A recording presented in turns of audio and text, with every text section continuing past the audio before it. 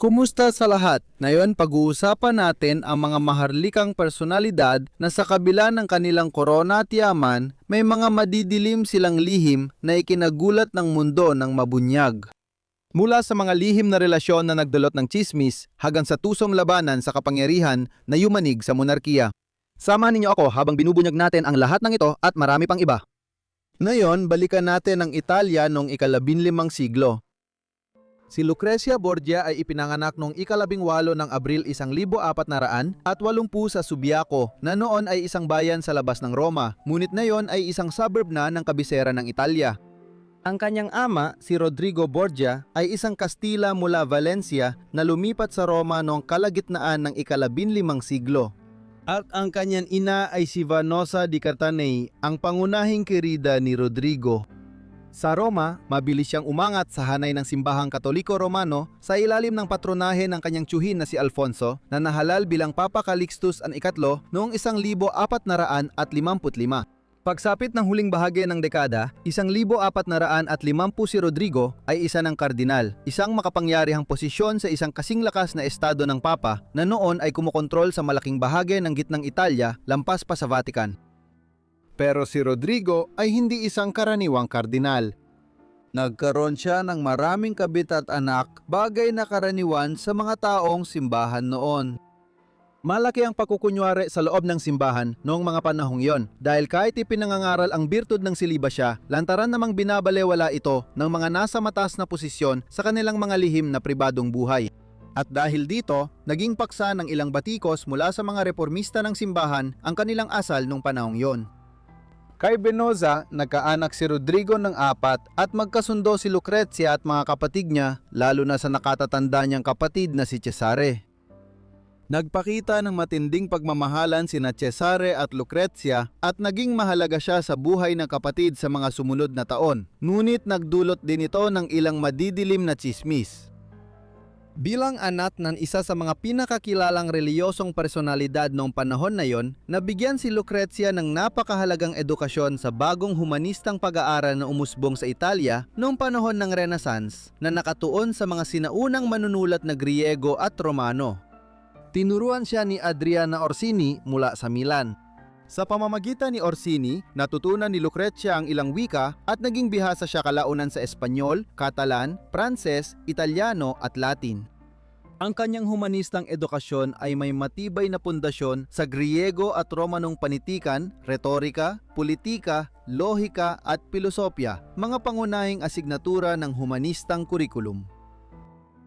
Lumalaki si Lucrezia sa panahon ng magulong yugto sa kasaysayan ng Italia. Bagaman sentro ng sibilisasyong Europeo ang Italia noon na may mga lungsod tulad ng Roma, Florencia, Venezia at Milan na umaakit sa mga dakilang artista, magulo ang kalagayan ng politika sa tangway. Hindi ito nagkakaisa kundi nahati sa mahigit 200 lungsod-estado, pangunahing ang mga republikang pangkalakal sa dagat ng Genoa at Venecia. Ilang mga lungsod-estado sa Hilaga tulad ng mga dukado ng Milan, Ferreira at Urbino, ang Florence sa Tuscany na tila isang republika, ngunit sa katunayan ay pinamumunuan ng tanyag na pamilya Medici at ang estado ng Papa na pinamumunuan mula sa Roma sa gitnang Italia. Sa timog, ang kaharian ng Napoles at ang isla ng Sicilia ay kontrolado ng Espanya. Bukod pa rito, mula 1474 sumiklab ang sunod-sunod na mga digmaan na pinangasiwaan ng Espanya at Pransya na magkaribal sa paghahari sa tangway ng Italia matapos subukan ng Pransya na magkaroon ng impluwensya sa hilaga ng bansa. Mahalaga ito kay Lucrezia dahil inayos ng kanyang ama ang mga kasal para palakasin ang posisyon ng mga Borgia sa masalimuot na politika. Sa edad na 10, ipinangako ng ama ni Lucrezia na ipakasal siya sa isang Panginoon mula sa Valencia. Ngunit ito at ilang iba pang mga kasunduan sa kasal ay hindi natuloy sa mga sumunod na taon habang pabago-bago ang kapalarang pampulitika ni Rodrigo noong unang bahagi ng dekadang 1490. Nagbago ang kanyang kapangyarihan noong Agosto 1492 na manalo siya sa paligsahan bilang susunod na papa. Bilang Papa Alejandro VI, nakipagkasundo siya ng mas kapaki-pakinabang na alyansa sa kasal sa pamamagitan ni Lucrezia. Noong ika-12 ng Hunyo 1473 pinakasalan niya si Giovanni Sforza, isang miyembro ng makapangyarihang pamilyang Sforza na namumuno sa Dukado ng Milan at ilang maliliit na estado sa hilaga ng Italia. Ang unang kasal na ito ay tumagal lamang hanggang 1477. Napagpasa ng Papa na hindi na ang alyansa sa mga Sforza ang pinakamainam at maaring makuha ang mas magandang kasunduan sa kasal para kay Lucrezia kung mapawalang bisa ang kanilang pagsasama. Sumang-ayon si Sforza dito matapos siyang mapilit. At siya, na medyo nakakahiya, ay lumagda sa isang dokumento na nagsasabing hindi niya nagawang sipingan ang kanyang asawa dahil siya ay impotente. Ito ang naging dahilan ng pagpapawalang bisa ng kasal. Ngunit bilang tugon, pinaniniwalaan ang napahiya na si Giovanni Sforza ay nagsimulang magpakalat ng tsismis na nagsasabing si Lucrezia ay nakikipantalik sa kanyang mga kapatid at ama. Sa mga panahong ito, si Lucrezia ay papasok na sa hustong gulang at kumalat ang mga tsismis na siya ay buntis noong panahon ng pagpapawalang bisa ng kasal dahil sa isang bawal na relasyon sa isang chamberlain na nagtatrabaho para sa kanyang ama na nagngangalang Pedro Calderon. Misteryoso ang mga sumunod na pangyayari. Nawala si Lucrezia sa mata ng publiko ng ilang panahon at posibleng nanganak siya ng unang anak kay Calderon sa mga sumunod na linggo. Pagkatapos, naging biktima si Calderon ng kalupitan ng pamilya Borgia sa pag-aalis ng mga nakakahiya nilang problema. Natagpuan siyang patay sa Ilog Tiber noong unang bahagi ng 1478. Ang pangalawa niyang asawa, si Alfonso ng Aragon, ay nagkaroon din ng parehang madugong sinapit. Si Alfonso ay pinsan ng maharlikang pamilya ng Espanya dahil galing siya sa maharlikang Aragon, kung saan hari si Ferdinand ng Aragon, isa sa dalawang monarko ng Espanya noong ika-15 siglo, kasama ang asawa niyang si Isabela.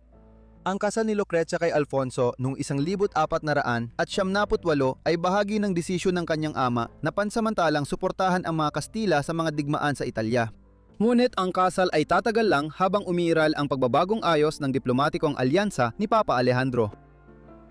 Kahit na ito ay isang magandang tambalan dahil magkaedad sila at sinasabing labis na nagmahalan pa nga noong taong 1500 nagpasya ang mga Borgia na muling suportahan ang Pransya.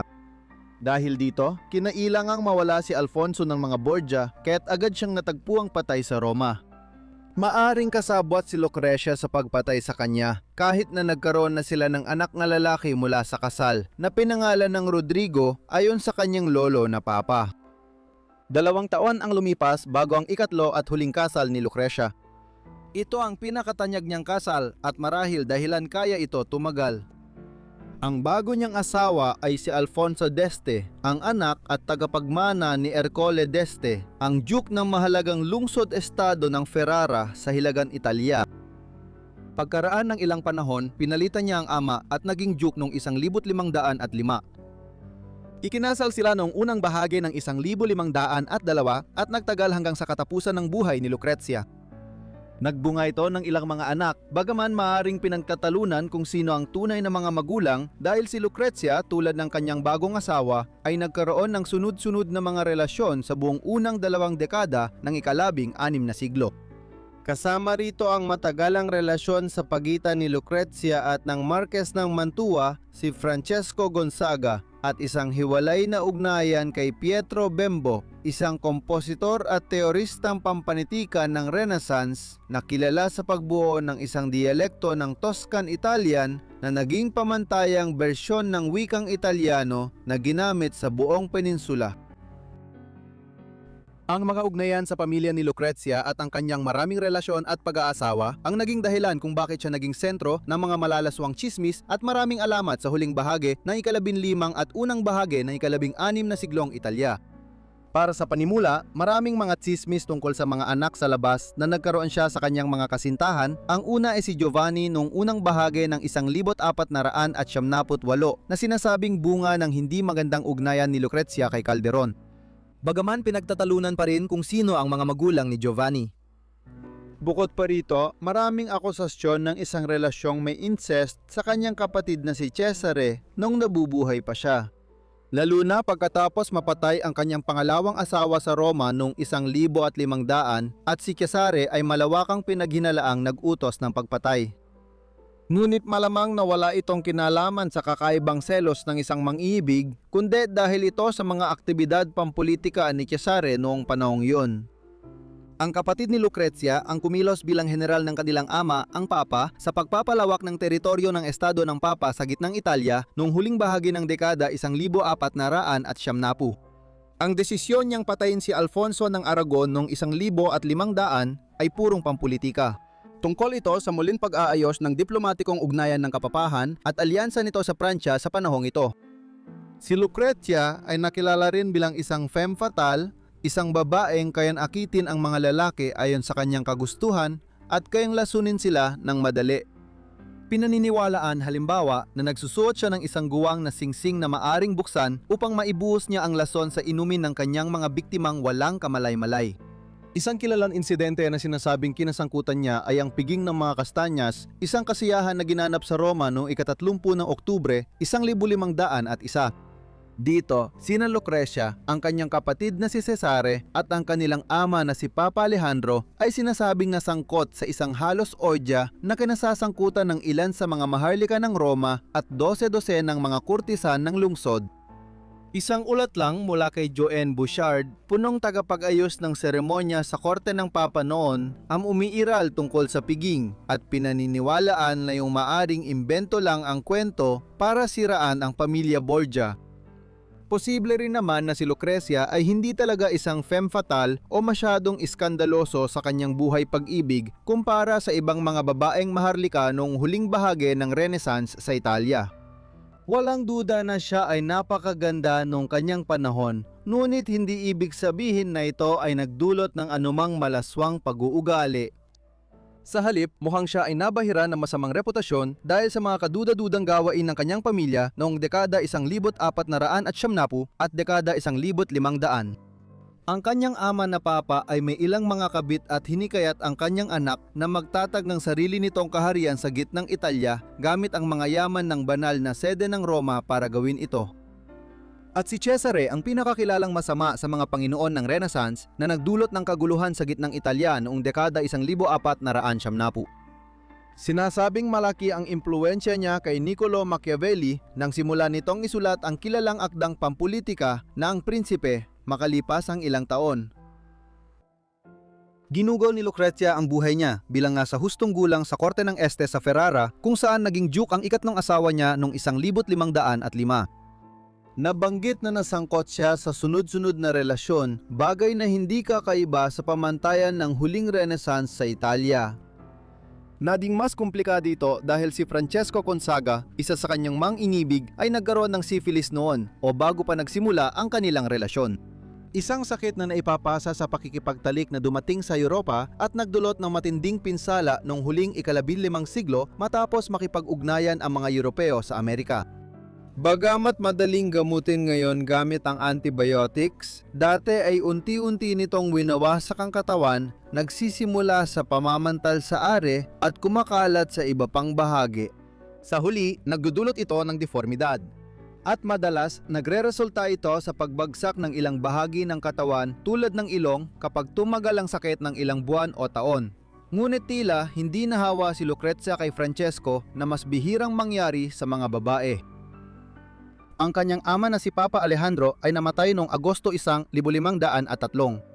Siya ay isang kuryosong tao na naging malupit na prinsipe ng Renaissance na lumabag sa lahat ng mga patakaran na kaugnay ng kanyang posisyon. Ngunit maalala pa rin siya ng may pagmamahal ng ilan sa mga ibang papa noong panahong yon. Humina ang posisyon ni Cesare matapos mamatay ang kanilang ama, kaya nagsimula siyang mawalan ng kontrol sa ilang teritoryo sa gitnang Italia na nasakop niya noong dekada 90 ng 1400. Sa huli, siya ay inaresto ni Haring Fernando ng Aragon at inilipat sa Espanya noong 1504. Nabilanggo siya roon ng mahigit 18 buwan bago makatakas at magsimula ng isang pag-aaklas sa hilaga ng bansa na nagtapos sa kanyang pagkamatay noong Marso 1507. Kaya sa loob lamang ng ilang taon noong 16 na siglo si Lucrezia ay mula sa pagiging anak ng isa sa pinakamakapangyarihang pamilya sa Italia ay naging isang nag-iisang tao na nagmula sa bumagsak na angkan ng Borgia. Nagkaroon siya ng hindi bababa sa 8 anak ng pagiging lehitimo ay kaduda-duda at maaring umabot pa sa 10 depende sa pinagmula ng dalawa pa. Gayunpaman, naranasan niya ang mahihirap na pagbubuntis at pagkalaglag ng bata noong dekada ng 1500 at ng 1500 at 10 na sa huli ay naging sanhi rin ng kanyang pagkamatay. Noong ika-14 ng Hunyo 1500 at 19, nanganak siya ng isang batang babae na pinangalan ng Isabela. Isa na namang komplikadong pagbubuntis ito kay Lucrecia at ngayon hindi na siya nakabawi. Nagkasakit siya pagkatapos manganak at kahit bumuti ang lagay niya sa loob ng ilang araw sa sumunod na linggo, lalo siyang lumala at namatay noong Hunyo 24 sa edad na 39. Inilibing siya sa simbahan ng Corpus Domini sa Ferrara, ang huling mahalagang personalidad sa magulong dinastiya ng Borgia na naging tanyag sa Italia simula kalagitnaan ng ika-15 siglo. Si Lucrecia ay isa sa mga pinaka-pinag-aaralang kababayhan ng maagang makabagong Italia mula nang siya ay pumanaw. Halimbawa, noong 1833 sumulat si Victor Hugo, isang dakilang Pranses na manunulat, ng dula na ipinangalan sa kanya at muling isinalaysay ang kanyang buhay. Samantalang noong ika-20 at unang bahagi ng ika-21 siglo, tampok siya sa maraming libro, pelikula, serye sa telebisyon at maging sa isang video game. Sa mga ito, maraming mga chismis na bumalot sa kanya nung siya ay nabubuhay pa ang naging tampok. Noong dekada ng 1700 at 10 isang bagong madre ang nagkaroon ng relasyon kay Haring Juan V ng Portugal. Bagamat mukhang kakaiba, ang kumbento na tinitirhan niya ay may maraming madidilim na lihim. Kalaunan, naging mahalagang tao sa bansa si Paula ng Odivelis. Samahan mo ako habang ating tuklasin ang kanyang kwento. Ang babae na kilala ngayon bilang Ina Paula Dodivels o Madre Paola Dodivels ay pinanganak bilang Paula Teresa da Silva Almeida noong ika-17 ng Hunyo 1701. Sa parokya ng Santa Justa sa may gilid ng lungsod ng Lisbon, ang kabisera ng Portugal. Galing siya sa medyo may kayanggit ng uri na pamilya. Minuno niya si Johannes Paul de Brut, isang Aleman na naging gwardiya ni Carlos Ikalima, ang emperador ng banal na Imperyong Romano at hari ng Espanya noong unang bahagi ng ika-16 na siglo. Si de Brut ay nanirahan sa Portugal na pansamantalang nasa ilalim ng Espanya mula huling 1570s hanggang 1640s. Ang pagiging panday ginto at paglilingkod sa imperyo ang nagpayaman sa pamilya, kaya pagkalipas ng 1.5 siglo, medyo may kaya na ang pamilya ni Paola Teresa. Si Paula ay anak ni na Adriao del Meva at Josefa da Silva at may 2 kapatid na babae, ang nakatatandang si Maria Micaela at ang nakababatang si Leo Cadia Felicia. Noong taglagas ng 1743 taong gulang si Paula na maging nobisya sa monasteryo ng Saint Denis ng Odivelis malapit sa Lisbon, ang kanyang ate na si Maria. Kahanga-hanga na sumunod din sina Paula at Leocardia sa kanya sa Odivelis. Noon, ang ama ng mga babae ay may problemang pinansyal at hindi kayang bigyan ng magandang edukasyon o dote ang kanyang mga anak. Si Paula ay isang suwailding dalaga kaya't pumasok siya bilang isang opisyal noong Enero 1717 nang siya ay 16 na taong gulang at nagpanata makalipas ang 1 buwan. Sa kumbento, si Paula ay gigising ng maaga sa umaga upang manalangin at pagkatapos ay gugugulin ang natitirang bahagi ng araw sa iba't ibang gawain tulad ng pagbabasa, pagsusulat at pag-aalaga sa mga mahihirap at may sakit.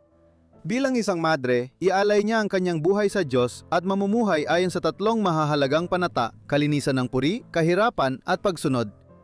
Bukod sa kanyang mga tungkulin sa relihiyon, kailangan ding tumulong ni Paula sa pamamalakad ng kumbento, kabilang nga ang mga gawain tulad ng pagluluto, paglilinis, pananahi at maging ang paghahalaman. Gayunpaman, makikita natin na hindi susunod ang kanyang buhay sa karaniwang landas ng isang madre o kasapi ng reliyosong orden. Malamang hindi naalala ang buhay ni Paula ngayon kung hindi dahil sa kanyang pagkakasangkot kay Haring Juan V ng Portugal. Si Juan ay naging hari nung huling bahagi ng 1700 at 6 nang siya ay 17 taong gulang pa lamang.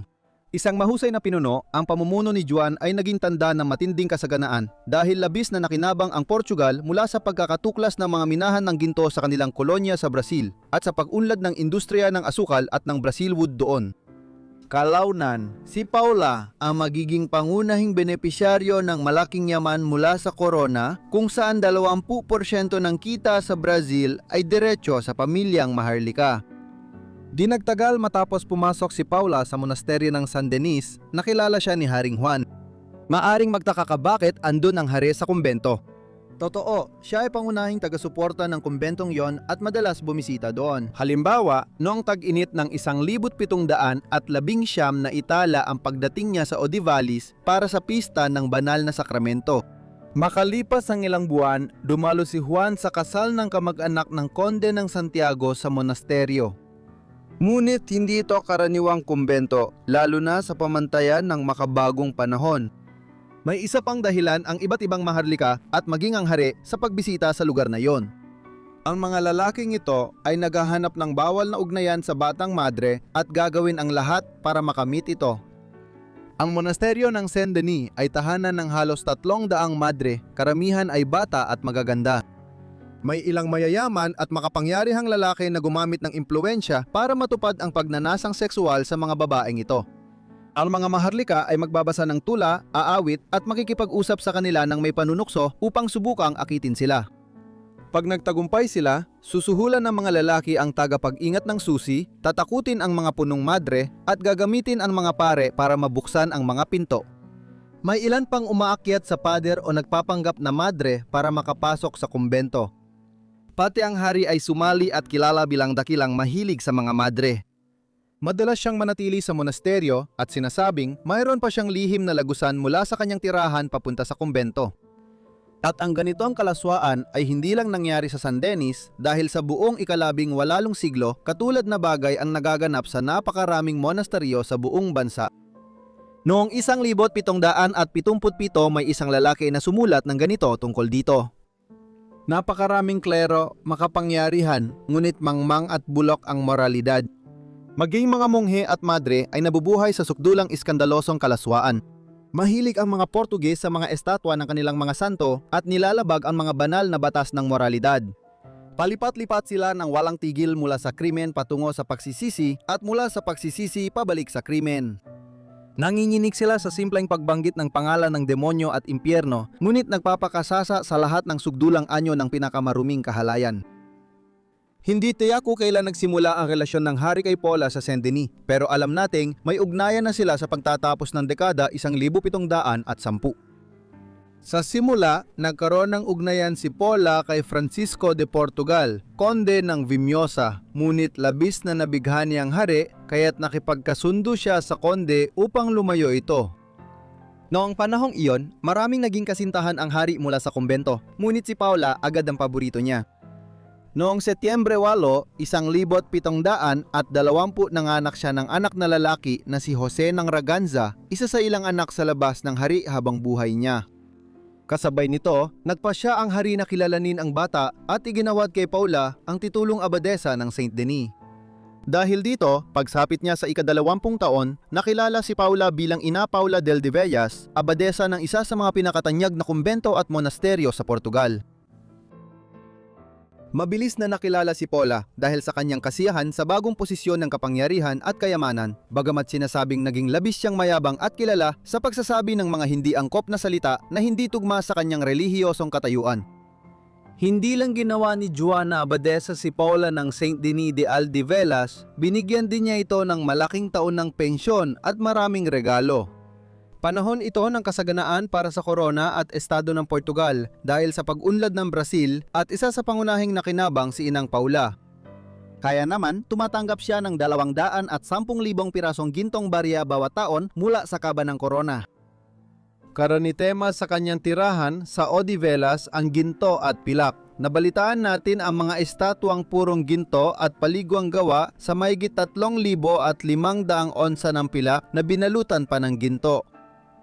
Ipinagawa ni Haring Juan ang piraso sa Britong Panday Ginto noong 1724 at dinala sa Lisbon. Ang paglalarawan ng tirahan ni Paula sa Odivalas ng isang dikilalang tagamasid ay nagpapakita ng karanyaan ng pamumuhay ni Inang Paula noong 1720 at 1730. Inilarawan nito ang isang marangyang hanay ng mga silid kung saan lahat ay tila natatakpan ng mamahaling kurtinang pelus na may halong gintong sinulid. Ang mga kama ay tinakpan ng pinakamagagandang tela mula sa Dutch Republic at Italia at ang mga pader, tapiserya, salamin at kasangkapan ay nilagyan ng palamuting pilak at ginto. Ang abadesa ay maalaga sa tungkulin bilang pinunong panrelihiyon at may mga estatwa ng santo sa iba't ibang bahagi ng tirahan. Hindi na nakapagtataka, ang mga ito ay gawa rin sa ginto. At hindi lang si Inang Paluang na kinabang sa kanyang ugnayan sa hari. Iba pang mga miyembro ng kanyang pamilya ay naitalaga sa mga posisyon kung saan sila ibinabayaran ng malalaking halaga ng pera. Ang ama ni Paula na si Adriel halimbawa ay ginawang miyembro ng Orden ni Cristo noong 1700 at 22 ang organisasyong pumalit sa Knights Templar sa Portugal at siya rin ay ginawang kabalyero at binigyan ng malaking pensyon mula sa korona.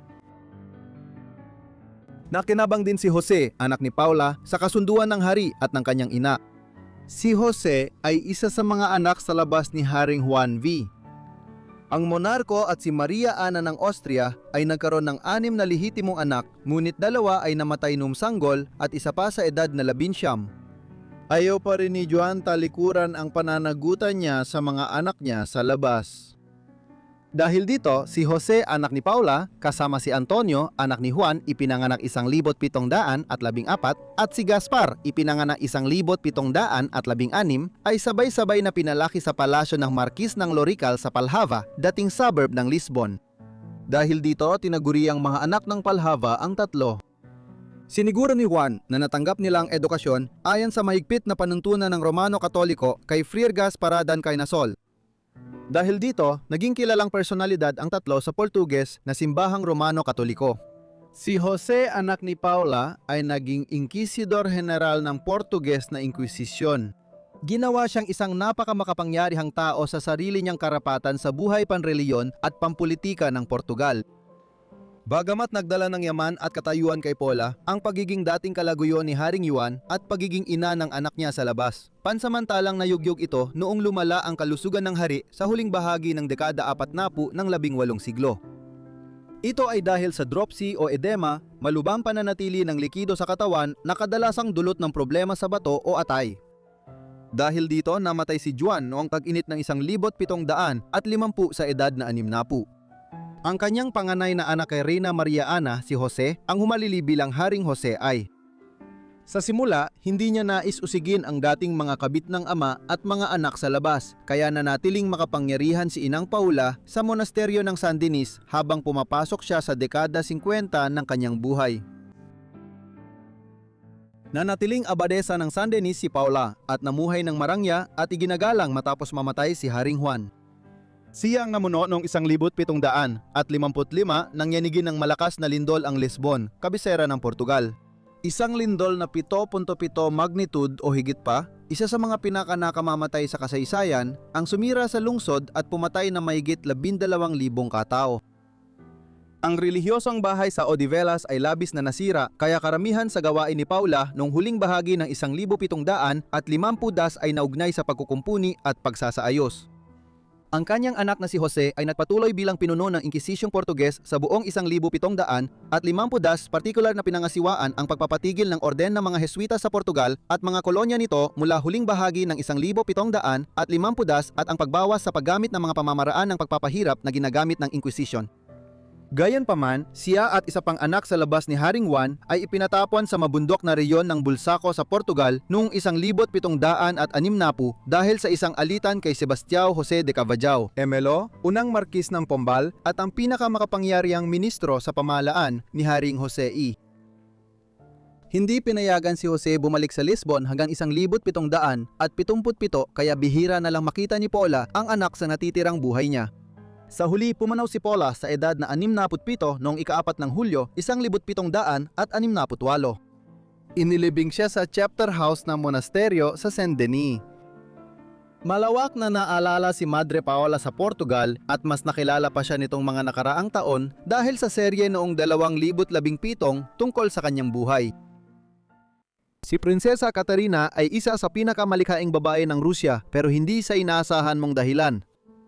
Bigla siyang ipinasal sa lalaking hindi niya mahal, kaya naghanap siya ng dahilan para maglakbay sa Europa at sulitin ang buhay. Paano niya nagawa yon? At ano ang nagpaiba sa kanya? Ito ang kanyang kwento.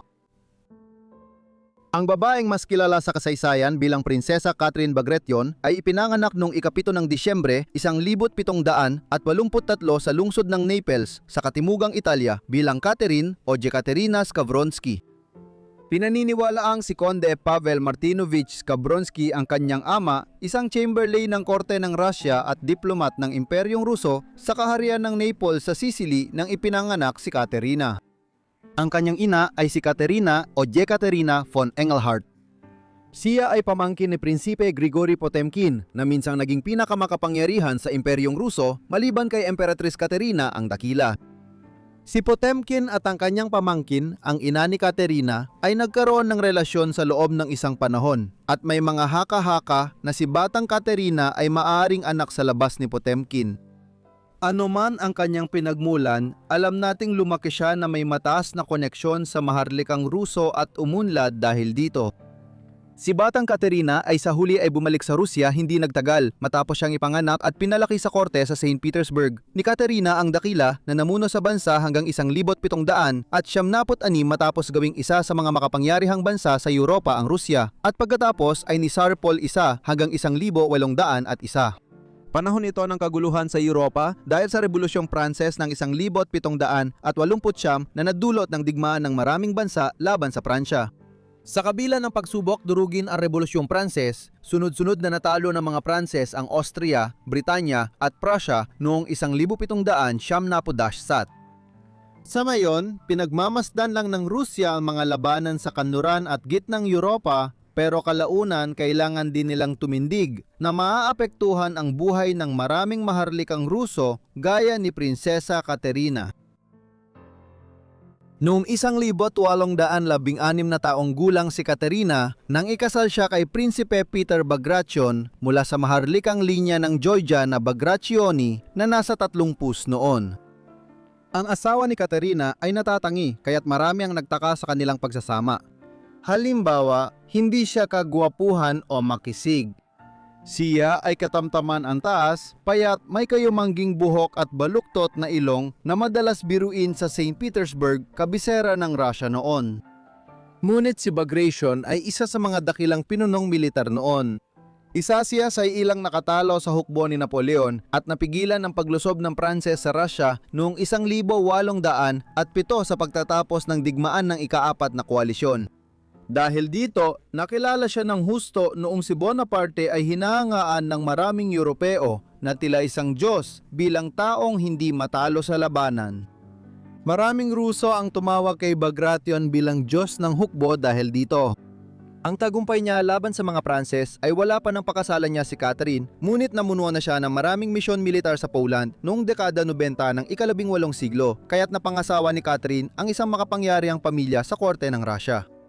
Gayunpaman, tutol si Catherine sa kasal at pinaniniwalaang umiibig siya sa isa pang opisyal at general, si Conde Pedro von der Palen.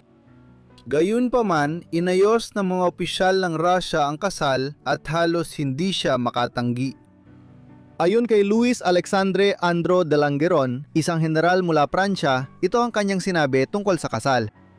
Nag-asawa si Bagration sa batang pamangkin ni Prinsipe Potemkin. Hindi siya bagay sa sikat at mayamang kapareha. Si Bagration ay isang simpleng sundalo, pati kilos at asal at sobrang pangit. Ang kanyang asawa ay kasimputi ng kanyang kaitiman at kasing ganda ng anghel. Maningning ang pinakamasigla sa mga dilag ng St. Petersburg. Hindi siya magtatagal na masaya sa ganitong asawa. Napatunayan itong tama dahil nabigo ang kasal ni Katerina at Pedro, hindi sila nagkaanak at kadalasan ay magkahiwalay sila. Kahit sinikap ni Katerina na ayusin ang pagsasama nila ni Borgatti sa loob ng ilang taon, matapos ang kanilang kasal noong taglagas ng 1800, lalo pa rin silang nagkahiwalay sa mga sumunod na taon. Noong 1805, nagpasya siyang hindi opisyal na hiwalayan ng asawa at iniwan ng Rusya para maglakbay sa Europa. Habang pinalalawak ni Napoleon ang kapangyarihan sa Europa, lumawak ang pamumuno ng Pransya mula Lisbon hanggang Poland. Ginugol niya ang malaking bahagi ng susunod na dekada at higit pa sa paglalakbay sa buong Europa kasama ang isang malaking grupo ng mga kasapi ng korte at mga lingkod na pumunta sa maraming pangunahing kabisera ng kontinente. Ang mga taon ni Catherine bilang ang naglalakbay na prinsesa na tinawag siyang ganoon sa maganda at malumanay na paraan ay natulungan ng mga kalagayang pampolitika noong mga panahong iyon. Kahit nakipagdigmaan si Napoleon sa Rusya hanggang 1807, nagdala ng kapayapaan ang kasunduan sa Tilsit sa Pransya at Rusya. Dahil dito, nagkasundo ang dalawang bansa na hatiin ang mainland Europe matapos masakop ng mga Pranses ang Austria, Prussia at iba pang estado. Dahil sa kasunduang ito, mula 1807 hanggang 1812, nakapaglakbay ang mga aristokrata tulad ni Prinsesa Katerina sa pagitan ng mga lungsod tulad ng Moscow, Warsaw, Vienna, Berlin at Paris nang halos walang sagabal. Dahil dito, ang paglalakbay ni Katerina ay nakaasa sa kalagayang pampolitika at matapos lusubin ng mga Pranses ang Imperyong Ruso noong 1812, pansamantalang nalimitahan ang kanyang mga galaw. Habang naglalakbay siya sa Europa at bumibisita sa mga kilalang korte, nakilala si Katerina bilang may kakaiba at natatanging ugali at bilang taong tumatanggi sa maraming pamantayan ng panahon. Ilang taon sumulat ang asawa niya kay Katerina at sinubukang hikayatin ang iba sa mga korte na tulungan siyang kumbinsihin si Katerina na bumalik sa Rusya at itigil ang pagpapahiya sa kanya dahil sa lantaran niyang pagiging malaya. Laging tinatanggihan ni Katerina ang mga pakiusap dahilan niya ay may sakit siya at kailangan ng gamutan na sa ibang bansa lang makukuha. Habang naglalakbay siya mula lungsod hanggang lungsod, nagkaroon din siya ng reputasyon sa iba pang mga usapin. Si Katerina halimbawa ay nakilala sa Vienna, Paris at iba pang mga metropolis bilang La Belle Ingenue na ang ibig sabihin ay ang magandang hubad na anghel. Isang pagtukoy ito sa kanyang hilig sa pagsusuot ng mga damit na lantad at dahil na rin sa kanyang pagiging mapanukso. Nauwi ito sa ilang relasyon habang nililibot niya ang kontinente. Pinaka-eskandaloso ay kaugnay ng umano'y relasyon niya kay Johann Wolfgang von Goethe, may akda ng Faust, at tanyag na manunulat ng Aleman noon. Gayunpaman, ang pinakamahalaga ay walang duda ang kanyang relasyon kay Prinsipe Clemens von Metternich, isang tao na unang sumikat bilang Austrianong embahador sa Paris noong kalagitnaan ng 19 na siglo at naging pangunahing estadista ng Austria sa unang kalahati ng ika-19 na siglo. Kay Metternich, nagkaroon si Catherine ng nag-iisang anak na si Marie Clementine, ipinanganak noong taglagas ng 1810. Matagal na nirahan si Catherine sa Vienna at ginawang tagpuang makaruso at kontra Napoleon ang kanyang bahay. Laging dinadala ng prinsesa sa kanyang bahay ang mga mayayaman at sikat para makakuha ng maraming lihim na pampulitika. Ginamit ni Catherine ang alam niya bilang sandata at nakita siya ni Napoleon bilang seryosong kalaban sa politika. Habang dumarami ang utang ni Catherine, lalong nainis ang asawa niya at nagreklamo pa sa ina ng asawa tungkol sa pagiging magarbo nito. Gayunpaman, mapagbigay siya at patuloy na binabayaran ng utang ni Catherine.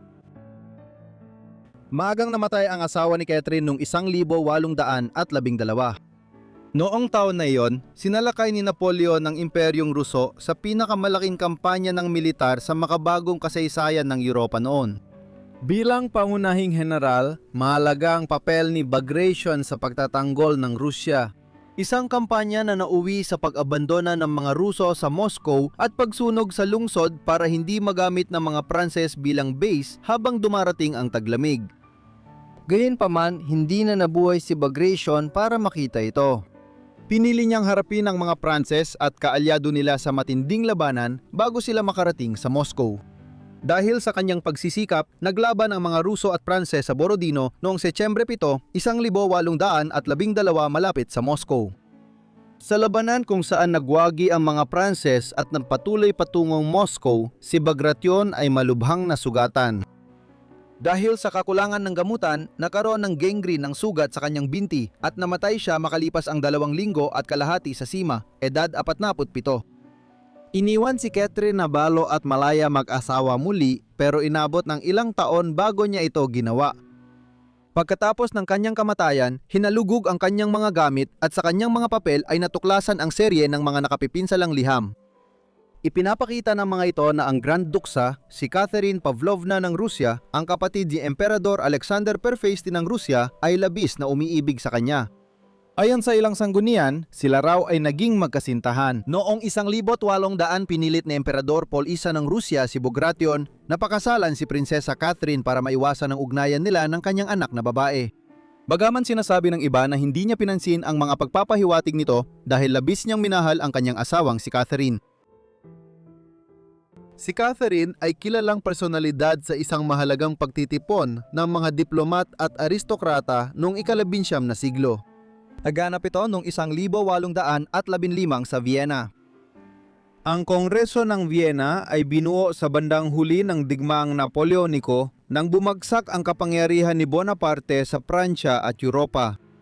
Layunin ng kumperensya na iguhit muli ang mga mapa ng Europa matapos ang 25 taon ng pamamayani ng Pransya sa kanluran at gitnang Europa. Naging pagkakataon din ng Kongreso para sa mga kilalang miyembro ng maharlikang pamilya, pamahalaan at aristokrata ng kontinente na muling magkita matapos ang matagal na hindi pagkakaunawaan. Si Caterina ang sentro ng mga sosyal na pagtitipon habang ang kanyang manginibig na si Metternich ang naging pinakamahalagang diplomat sa negosasyon. Bilang tulay sa pagitan ng pamahalang Austriano at ng imperial na rehimen ng Rusya, ginampanan ni Caterina ang mahalagang papel sa pagbibigay daan kay Metternich na matagumpay na makipagnegosasyon sa Rusya. Notorious ang mga ginawa ni Caterina sa Vienna. Halimbawa, tila nasangkot siya sa mga romantikong relasyon sa ilang individual habang nasa kabisera ng Austria, lalo na kay Tsar Alexander Terpe. Hindi ito nakakagulat. Hindi lang aristokrasiya at pamahalaan ng Europa ang nag-aayos ng politika ng kontinente noong 1815. Sa Vienna, ipinagdiwang nila ang pagtatapos ng paghahari ni Napoleon sa Europa. Matapos ang 15 taon niyang pamumuno at 10 taon ng digmaan laban sa Pransya, kaya naman maraming tao ang dumating sa Vienna kasama ang kanilang mga kirida at mga grupo ng mga alalay na may mga kasiyahan at piging halos araw-araw. Halimbawa, si Duke ng Wellington, ang dakilang nagwagi laban kay Napoleon sa Peninsular War sa Espanya at Portugal at sa Waterloo, ay dumating sa Vienna kasama ang isang kilalang Pranses-Italianong kurtisan at hindi siya nag-iisa sa ganito. Dahil dito, ang mga gawain ni Catherine do noong 1815 ay akma sa umiral na kalagayan. Matapos ang digmaang Napoleoniko at Kongreso ng Vienna, nanirahan si Catherine sa isang mansyon sa Rue de Faubourg Saint-Honoré, Paris. Namuhay siya ng marangya sa lungsod na magiging sentro ng kultura ng mundo sa susunod na isang siglo, ngunit binantayan ng pamahalang Ruso ang kanyang mga gawain dahil sa pangamba sa posibleng pakikisalamuhan niya sa mga autoridad sa Paris. Sa huli, nag-asawang muli si Catherine. Nangyari ito noong ika-18 ng Enero, 1830 sa isang Britong diplomat at politikal na personalidad na si Sir John Hobart Caradoc, isang lalaking ipinanganak noong 1700 at higit 15 taon na mas bata kay Catherine. Katulad ng una niyang kasal, masyadong palaban si Catherine para tanggapin ang pamamahala ng kanyang asawa at sa huli sila ni John ay nagkahiwalay at formal na naghiwalay. Umabot si Catherine sa katandaan sa France at iba pang bahagi ng kanlurang Europa at ginugol din niya ang ilan sa kanyang panahon sa Hilagang Italya.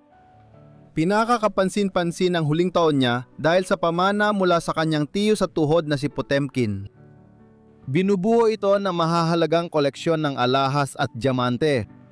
Ibinenta niya ang marami rito para mapundohan ang kanyang buhay sa Pransya at Italia, kabilang ang mga hiyas na napunta sa koleksyon ng mahahalagang maharlikang pamilya at aristokrata sa Europa. Sa huli, pumanaw siya sa Venice noong unang bahagi ng tag-init ng 1857 sa edad na 73. Inilibing siya sa isang sementeryo sa Isola di San Miguel o Isla ng San Miguel na isang maliit na isla na matatagpuan sa pangunahing laguna ng Venice. Noong 1936 naging hari ng United Kingdom si Edward ang ikawalo. Desidido siyang pakasalan si Wallace Simpson, isang Amerikanang sosyalita na ilang beses na nagdiborsyo. Nagbunsot ito ng krisis sa politika at pagtalikod ng hari sa trono. Sa mga sumunod na taon, sumiklab pa ang iba pang mga eskandalo at may mga haka-haka pa na ang mag-asawa ay may masamang binabalak kasama ang mga Nazi. Para maintindihan ito, kailangan nating bumalik sa huling bahagi ng ika-19 na siglo. Ang babaeng kilala ng kasaysayan bilang Wallace Simpson ay ipinanganak talaga bilang Bessie Wallace Warfield noong ika-19 ng Hunyo, 1876 sa Monterey Inn sa Blue Ridge Summit sa Pennsylvania. Ipinanganak siya sa pamilyang negosyante sa Baltimore. Si Henry Warfield, ama niya, ay negosyantang bulaklak na kumita ng sapat, kaya noong 1875 ay pinundohan niya ang kampanya para maging alkalde ng Baltimore, ngunit hindi ito nagtagumpay. Si Alice, ina ni Wallace, ay galing din sa pamilyang negosyante. Ang ama niya ay si William Montague, isang matagumpay na stockbroker noong huling ika-19 na siglo. Kahit mayaman ang kanyang mga magulang, mahirap ang pagkabata ni Wallace. Namatay ang kanyang ama sa tuberculosis noong Nobyembre 1876, wala pang 6 na buwan pagkatapos niya ipanganak. Lalong lumala ang sitwasyon dahil hindi maganda ang relasyon ng kanyang ina sa pamilya, marahil dahil ipinanganak si Wallace sa labas ng kasal. Dahil dito, si Alice at Wallace ay umasa sa kabutihang loob ni Solomon, kapatid ni Henry Warfield at tiyuhin ni Wallace, sa halos buong kabataan niya sa Baltimore. Sa panahong ito, namukod-tangi si Wallace sa pag-aaral at naging isang matalinong dalaga noong dekada 1910. Noong Nobyembre 8, 1916 pinakasalan ni Wallace si Earl Winfield Spencer Jr., isang US Navy piloto na nakilala niya mahigit 6 na buwan bago nito sa pagbisita sa Florida. Hindi masaya ang pagsasama nila. Si Spencer, na agad na nabunyag, ay isang alkoholiko at mahilig magpalipad ng eroplano kahit lasing. Minsan siyang bumangga sa dagat pero ligtas siyang nakalabas halos walang sugat. Pagsapit ng huling bahagi ng dekada, 1910 na ang relasyon ni Wallace at Earl at bahagya silang naghiwalay. Kasal pa rin sila hanggang 1927 pero matagal na silang bihirang magkita. Nakabase siya sa iba't ibang kampo ng hukbo sa Estados Unidos habang si Wallace ay madalas nasa ibang bansa tulad ng China, Hong Kong at Paris. 8 buwan matapos ang diborsyo ni Wallace sa unang asawa, nagpakasal siya kay Ernest Aldrich Simpson, isang Amerikanong ehekutibo sa industriya ng pagpapadala na may malalawak na interes sa negosyo sa Britanya. Dahil dito, nagpakasal sila sa London at dito na rin sila pangunahing nanirahan sa mga sumunod na taon. Hindi nagtagal ang saya sa kanilang pagsasama at pareho silang nagtaksil kahit sa papel ay tumagal ang kasal nila ng halos 1 dekada. Walang naging anak si Wallace sa pangalawang kasal at sa iba pa niyang asawa. Habang kasal pa siya kay Ernest, doon nakilala ni Wallace si Edward, prinsipe ng Wales at tagapagmana ng trono ng Britanya. Nangyari ito noong Enero 1931. Nagpatuloy ang kanilang pagkakakilala pagkatapos noon, ngunit tila nung 1934 lamang naging sexual ang kanilang relasyon kahit na opisyal pa rin kasal si Wallace kay Ernest hanggang 1937. Itinuring ng pamilya ng hari at pamahala ang Briton na may problema ang relasyon ni na Princy at Wallace nang lumabas ang detalye nito. Noong dekada 30, kontrobersyal pa rin ang diborsyo at ang ideya na ang tagapagmana ng trono ay mag-aasawa ng Amerikanang babae. Ang babaeng nakipagdiborsyo sa unang asawa at nakiapid habang nasa pangalawang kasal pa na masangkot siya kay Edward ay naging iskandalo. Dahil dito, binuksan ng British Secret Services at Metropolitan Police ang isang dossier tungkol kay Wallace noong 1935. Ang kontrobersya sa relasyon ni Wallace kay Edward ay umabot sa sukdulan noong 1936 nang pumanaw ang ama ng prinsipe, si Haring George Ikalima. Automatikong umakyat sa trono si Edward bilang Haring Edward Ikawalo. Talagang balak niyang pakasalan si Wallace, na nag-file na ng diborsyo kay Ernest at sinabi sa mga kaibigan na inaasahan niyang magiging reyna siya sa lalong madaling panahon.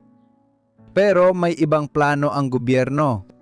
Nagsimulang gumalaw sa likod ng mga eksena si punong ministro Stanley Baldwin ng Conservative at ang kanyang mga ministro para ihanda ang nakababatang kapatid ng prinsipe na si Albert na pumalit sakaling kailangan ning alisin si Edward bilang hari kung sumabog ang kontrobersya.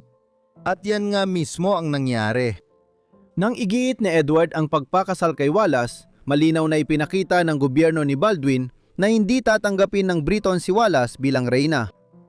Kaya noong ika-11 ng Disyembre 1936, wala pang 11 buwan matapos siyang maupo sa trono, nagbitiw si Edward at pinalitan siya ni Albert na gumamit ng pangalang George Ikan bilang hari. Matapos magbitiw si Edward, nabahala ang gobyerno na mawala sa pampublikong buhay ng Britanya ang dating hari at ang magiging asawa niya. Dahil dito, nang lumabas ang planong lumipat sila sa Pransya, ginawa ni na George VI at administrasyon ni Baldwin ang lahat para mapadali ito. Si Edward at Wallace ay ginawang Duke at Duchess ng Windsor, binigyan ng malaking pera at pensyon para mamuhay ng komportable sa ibang bansa.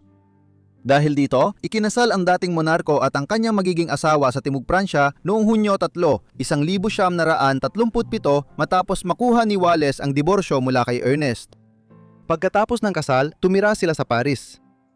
Akala ng iba, mananatili na lang ang mga Windsor sa Paris at iiwasan ang kontrobersya. Pero hindi yon nangyari.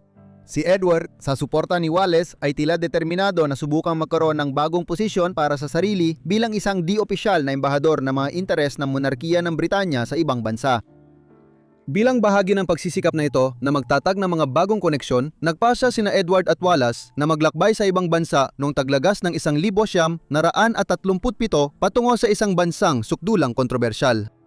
Pupunta sila sa Alemanyang Nazi. Noong tag-init ng 1937, inimbitahan ni Dr. Robert Ley, ang pinuno ng German Labor Front, sina Edward at Wallace na bumisita sa Germany. Noong unang bahagi ng taglagas ng 1937 tinanggap ng mga Windsor ang alok at ipinaalamang balita sa pamahalaan ng Britanya na hindi natuwa sa pangyayaring ito. Dumating ang mga Windsor sa Friedrichstraße train station sa Berlin noong Oktubre 11 para sa halos 2 linggong bisita. Kadalasan, simple lang ang kanilang aktibidad tulad ng paglibot sa mga pabrika ng Alemanya at samahang panlipunan. Ngunit sa buong panahon, sila ay pinakain at pinainom ng mga pangunahing miyembro ng Nazi regime kabilang na si Joachim von Ribbentrop, ang German Foreign Minister, si Joseph Goebbels, ang Nazi Minister ng Propaganda, at si Hermann Göring, ang pinuno ng bagong tatag na German Air Force at pangalawa kay Hitler. Sa huli, tinapos ni Wallace at Edward ang 2 linggong pananatili sa Alemanya sa pamamagitan ng personal na pagkikita kay Adolf Hitler sa kanyang Alpine retreat na Berghof sa timog na hangganan ng Alemanya at Austria.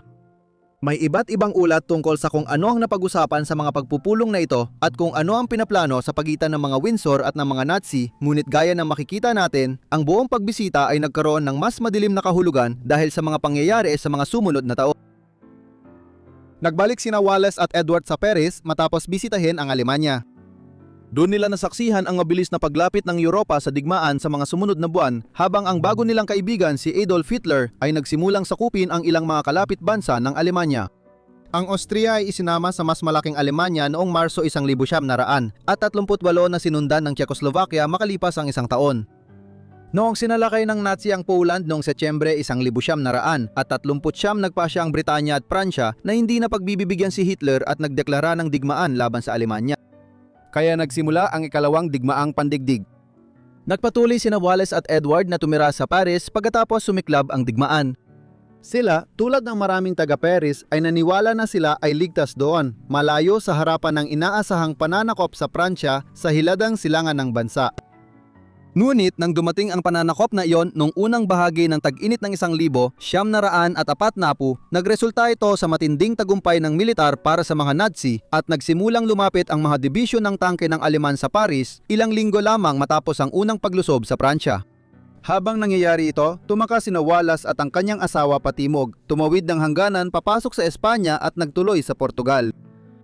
Sa Lisbon, nangyari ang isa sa pinaka-kontrobersyal at kakaibang serye ng pangyayari kina Wallace at Edward. Una, ang rehimeng Nazi ay nagbabalak na akitin ang mag-asawa pabalik sa Espanya, kung saan nila balak na arestuhin ang mga ito at gawing kasangkapan sa pakikipagtawaran ng Germany laban sa Britain. Hindi alam ni na Edward at Wallace ang planong ito, na hindi rin naman nagtagumpay, ngunit tila sila mismo ay nagbabalak ng pagtataksil laban sa mismong Britain. Sa Lisbon, sina Wallace at Edward ay naninirahan sa bahay ni Ricardo Espirito Santo, isang Portuges na bangkero na may malawak na koneksyon sa negosyo sa Alemanya. Pinaghihinalaan si Santo na konektado kay Hitler at sa mga Nazi. Dahil dito, nagbukas ng file tungkol sa kanya ang mga serbisyong paniktik ng Britanya. Bukod dito, mukhang nagpapahiwatig ang mga liham ni na Edward at Santo sa sumunod na panahon na maaring pinaplano ni Edward ang pagbabalik sa trono ng Britanya. Bagaman hindi tiyak ang ebidensya, marami ang nag-isip na ginagamit ni Edward si Santo bilang tagapamagitan sa pamahalaang Nazi at may mga plano na maibalik si Edward sa trono ng Britanya kung matalo ng mga Aleman ang bansa sa digmaan.